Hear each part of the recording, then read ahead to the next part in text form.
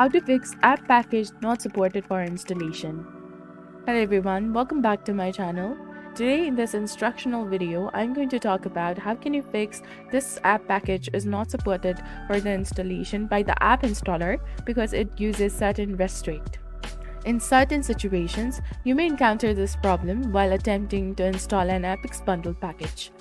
Certain applications might necessitate the use of PowerShell rather than simply double-clicking on it. So simply right-click on the Windows button and then go to Windows PowerShell Admin.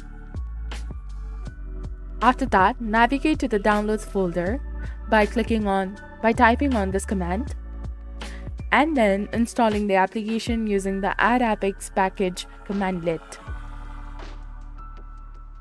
And that's all there is to it.